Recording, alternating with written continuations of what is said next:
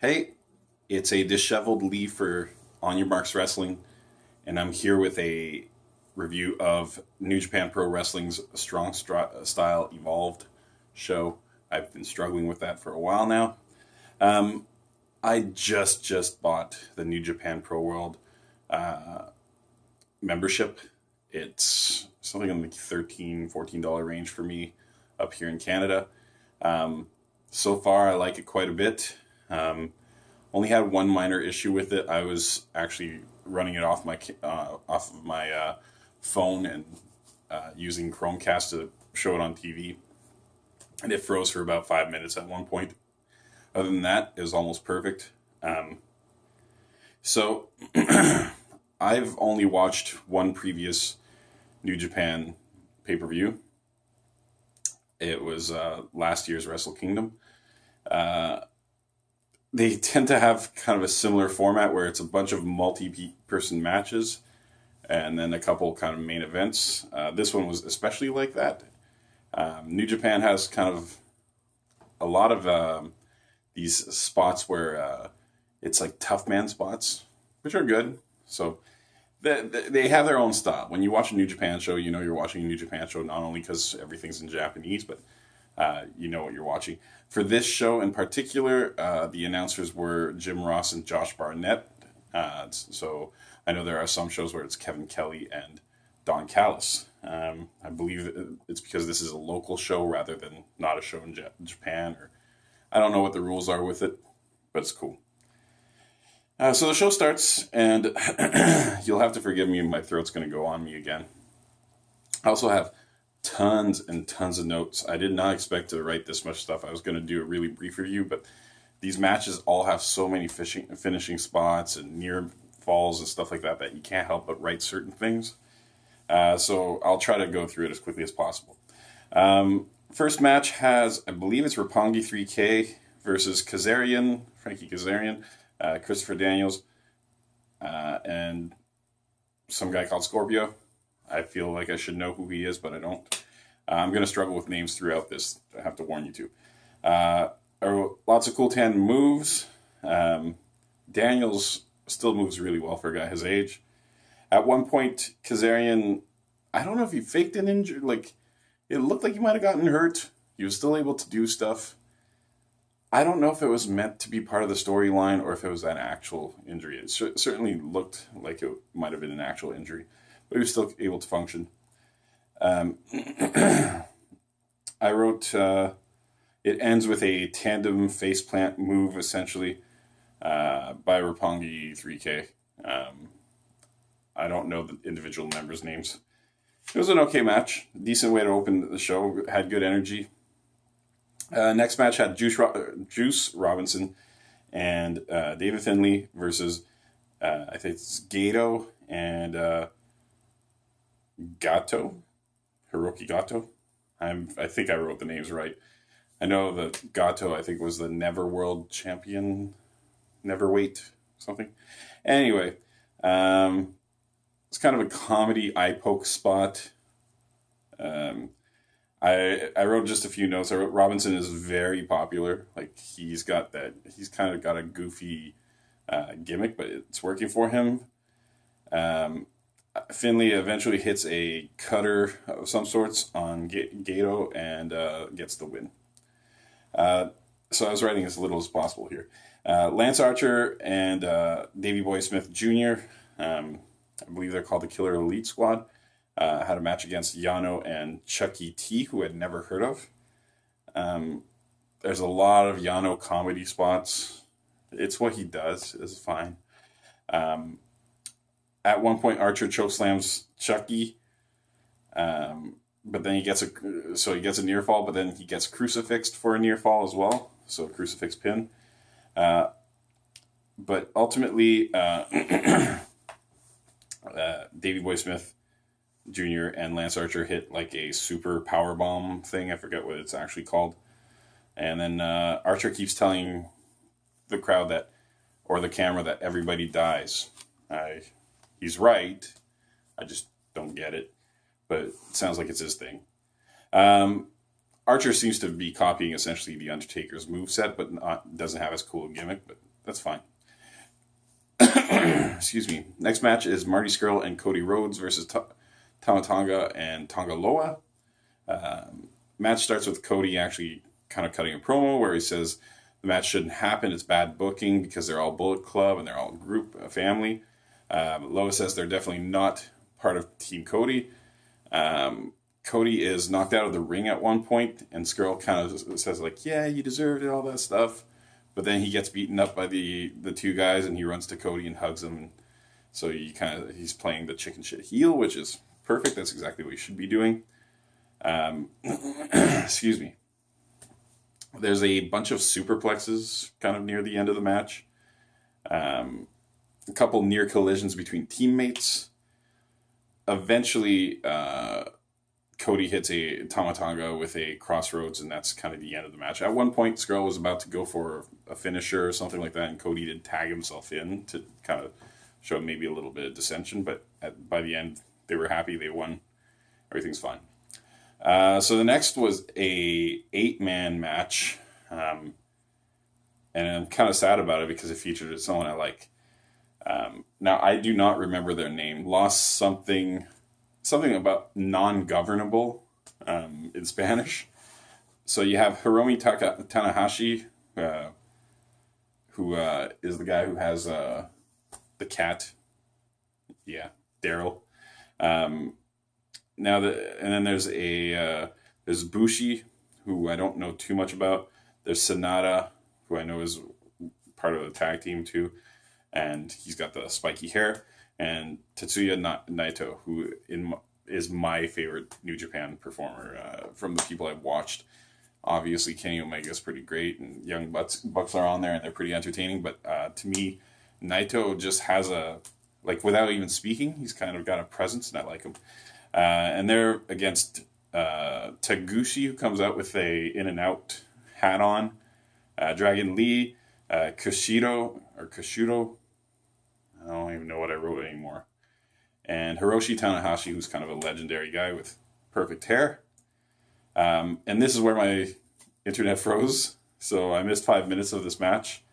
Eventually, there's a triple submission spot where every, I think, good guy is in a hold. Ultimately, the match ends with Taguchi in the ring, who's probably of the baby faces, the least popular of them, versus Naito, who's by far the most popular of the alleged bad guys. They're not really bad guys. Naito's very popular. Naito hits his Destino and wins. Destino's basically kind of like sliced bread number 2, is that what it's called? But like without the ropes. It's cool. At the end of it, Naito sets up for his pose, and the other guys join him for a pose. It's kind of a comedic spot. It was good. Next, we have an injured Rey Mysterio who comes out. So Rey Mysterio is supposed to be part of this card facing Jushin Thunder Liger, but he injured his bicep. He comes out and he kind of mentions that to the crowd, and he promises that he will be in a New Japan ring for a match somewhere down the line. So Jushin Thunder Liger is still in a match, but he's against Will Ospreay, so we get our first singles match of the night, a rarity. And this match delivered quite a bit. Jushin Thunder Liger hits at one point, there's going to be so many moves, I'm going to skip a lot of big stuff. I have to warn you guys. If you watch the show, you'll see that I'm skipping tons of stuff, even though I'm mentioning a bunch of stuff. But Jushin Thunder Liger hits a brainbuster on the outside for almost a 20 count. Ospreay, he tries to sell a leg injury, but he does so many flips that you can't buy the leg injury. So I'm like, you have to change the way you're doing things if you're going to sell the leg. Whatever, he tries.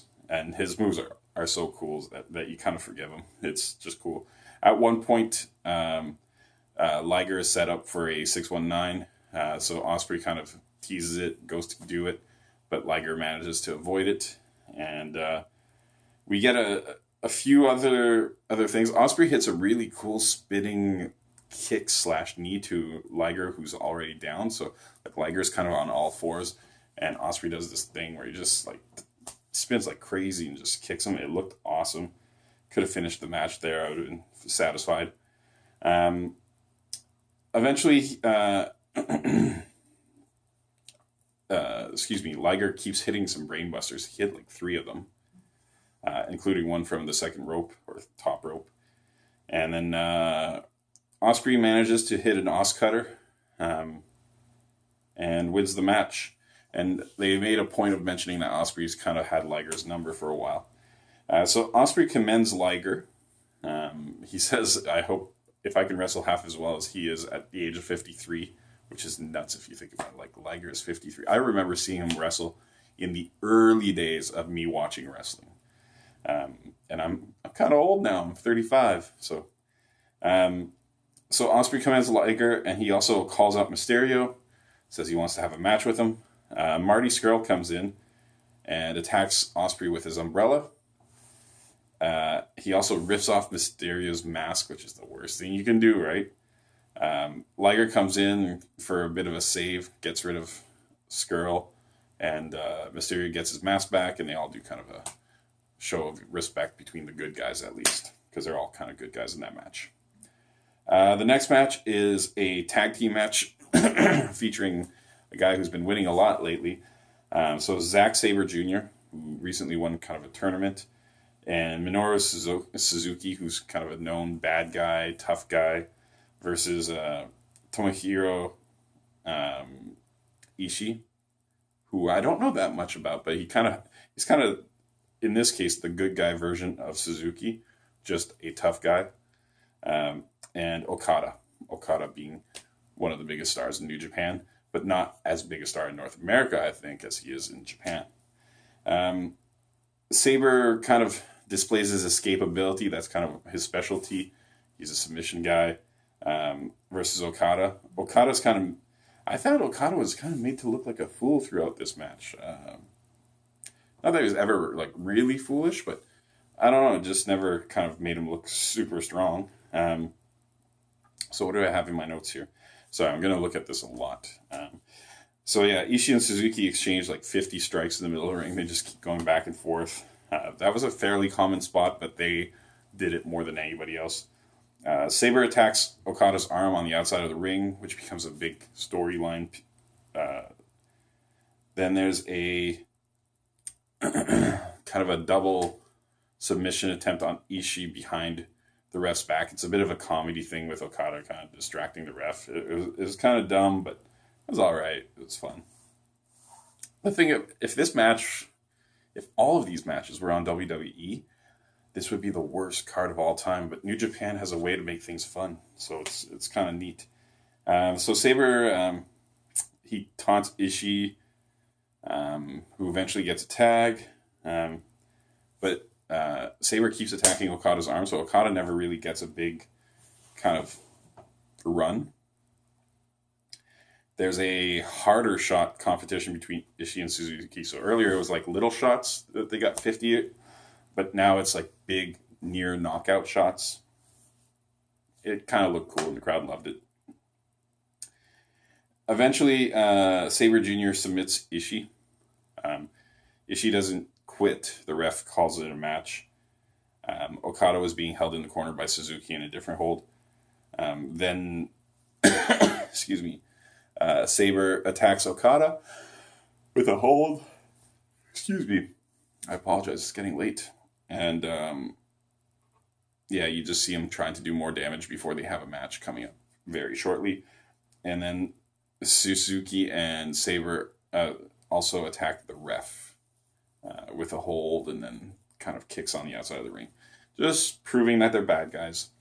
And then I have to turn my page sideways. I have to do one of these because I thought there was another match coming up, but then they did a little video thing. So an announcer comes out, or the announcer comes out, and announces a new U.S. show in July. So New Japan's going to come to the States twice this year at least. The crowd goes nuts. There's a video package of the next match, which is Jay White rejecting Kenny Omega's offer to join the Bullet Club. And then there's also, the video package also features him beating Omega for the U.S. title. And then it also shows Hangman Page kind of calling out White. So the Jay White and Hangman Page match starts.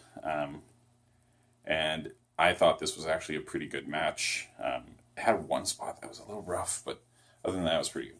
I thought it was actually a Hangman Page display for most of the match. Like, I thought he shone a little brighter, even though you knew Jay White was probably the more favored person. So White chops the hell out of Page. I wrote that first. Like, by the end of the match, he was essentially bleeding from all the chops. Page runs White into a fence, and then it does this kind of fireman carry, running his head into a post. He also hits a cool... actually, that's White, but White hits a cool pump handle type move. It's hard to explain, but I liked it. More White chops I wrote, because like there's so many chops.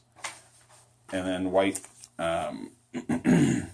does I thought the most dangerous looking move of the night, even though there were some that did more damage. He does like a German suplex onto the apron on the outside of the ring, but he does it with such velocity, and he does it a little offset. Thankfully, Hangman Page's shoulder takes the brunt of the hit, but if it was his head, I think his neck would have been broken. So I hope that was intended, that they did it at that angle to make it safe, but it looked like it could have been really rough. I think Page hits a neck breaker from the top rope for a near fall. Then Jay White starts doing these, what do they call them? Dragon whip suplexes or something. It's like a half German, half side suplex, and he starts hitting them everywhere. On the outside, in the ring, everything else.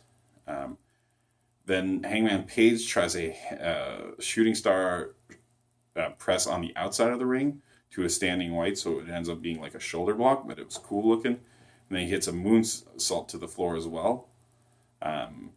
Lots of big moves. Like, I'm skipping big moves, and these are all kind of huge moves. You kind of wish that the match would end a little faster. Some of these matches were very long. Most of them were quite long. Then you get Hangman Page flipping into a lariat. He calls it the buckshot lariat, I think, for near fall. Jay White goes for his switchblade finisher. Page spits in his face, which stops the move, but eventually he gets caught in it and loses. Then David Finlay attacks White while he's celebrating his win with a spear, and he challenges him to a match in April.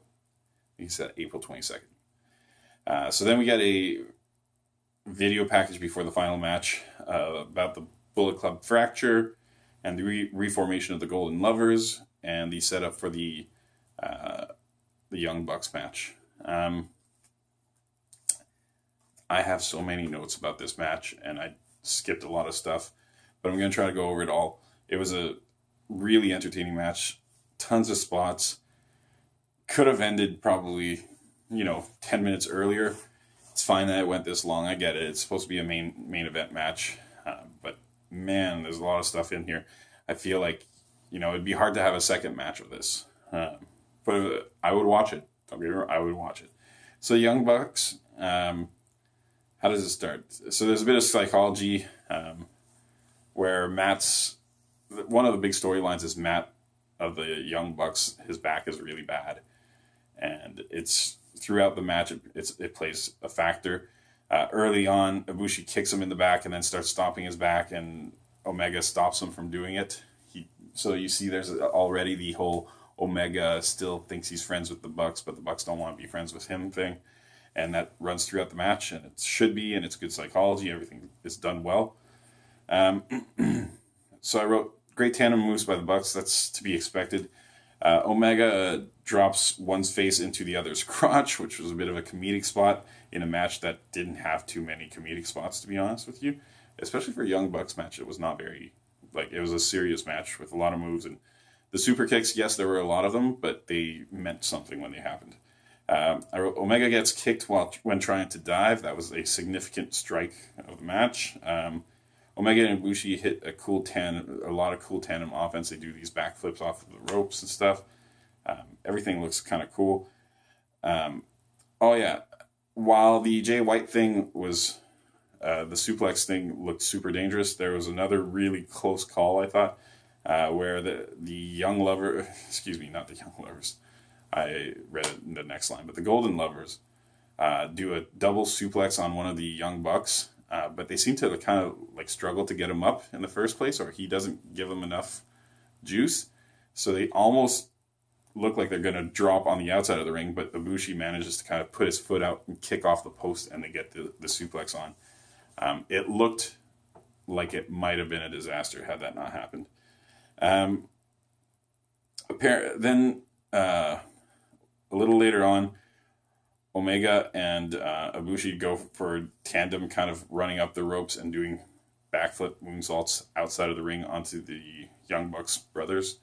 Apparently, we don't see it, but Ibushi misses, and apparently he misses a couple moves. And he has a fat lip, so I guess he probably slipped and fell. He didn't look comfortable after that, but he managed to wrestle still a hell of a match, so it was fine.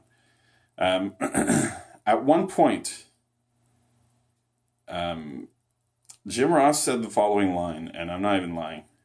He said, and it's after trying the dual suplex. He said, the Young Lovers. So not the Golden Lovers, not the Young Bucks, but he says, the Young Lovers are thinking about a golden shower. And I just kind of lost my mind at that point. I moved on. Omega goes for the one-wing angel through a table. Matt blocks. Bushi gets so Omega's kind of got him on his shoulders outside of the ring, and Ibushi jumps onto the third rope and German suplexes him from the third rope. It looked really, really cool and quite violent. Ibushi hits a power bomb, and then there's a V trigger, and still only gets a 2 on one of the Bucks. I think it's Matt. Then there's a Scorpion Deathlock that goes for a long time, but Matt can't keep holding it because of his bad back. There's a 450 on Ibushi. And then Matt Jackson, instead of jumping onto Ibushi after the 450, jumps onto Omega, who was on a table, and they go through the table together. Then there's a 450 again on Ibushi, but this time he's draped on the bottom rope. Still no 3. Then the Bucks are going for the Meltzer driver, but Ibushi grabs Nick by the legs so he can't jump, and then he power bombs him with a last ride type power bomb through the announcer tables. Omega can't one-wing angel. He just can't bring himself to do it to Matt and his bad back. But then Matt grabs his arm and says, just do it already, which was a cool little piece of psychology too. And Omega hits the one-wing angel, but the other brother, so Nick, breaks up the pin so they don't get the win. Eventually, the Golden Lovers do manage to hit the Golden Trigger, which is a double knee, and they get the win. Cody Rhodes comes into the ring to accost the Young Bucks. Omega comes in to kind of rid the ring of Cody Rhodes, throws out a hand, which Nick of the Young Bucks shakes, but Matt refuses, so he kind of goes away. And then we get Omega just cutting a promo where he says, it's sad that their friendships are ending, but he says it's good that the Golden Lovers are back together. He also says that he will, and he says, kick the poop out of Cody Rhodes at some point. He could have said crap. I think it would have been okay. And then he says kind of a thanks and goodbye to the crowd. It was fine. So this is a very long recap, longer than the last pay-per-view for WWE, but these matches are really, really hard to kind of keep track of everything. Plus, I'm still new to New Japan, so while I have an idea of the players, the names are really tricky to remember. Overall, if you asked me to give a grade to this show, I'd probably say at least like a 7.5 out of 10. It was a good show with a lot of entertaining matches, and some storylines were built up. But there's just so many tag team and 6-man and 8-man tags that it feels like the matches don't have the importance that they probably should have. The 2 singles matches were pretty good. The final tag team match went for 35, 40 minutes. Like it was a long match. I would have cut that thing down by 15 and it would have still been great. But whatever, they went their way. Still good psychology, good wrestling, fun to watch. I'm really excited to have New Japan Pro World. I'm going to try to, anything with English commentary, I'm going to try to watch. So I'm not going to watch it every single day. It's a lot of wrestling right now to watch, but I'm really kind of excited to have that. I'm going to look into, I'm actually looking into TNA, and not TNA, excuse me, Impact pay-per-views and things like that. So trying to expand what we watch, even looking into Ring of Honor, which is tough to find in Canada, I think. But I believe their website might show their last episode, so we might be able to review some Ring of Honor. I know Rob's been looking at a few other things, so hopefully the channel kind of expands with a little bit of different stuff. I'm hoping people appreciate this New Japan review. I am going to keep doing this stuff, even though we have 6 subscribers. I know but we appreciate the 6. We really do. Hopefully it grows a little bit, but we're realistic about it. All right. Thanks for watching this. I know it was a little bit long, but I need to go to bed. I'm exhausted. All right.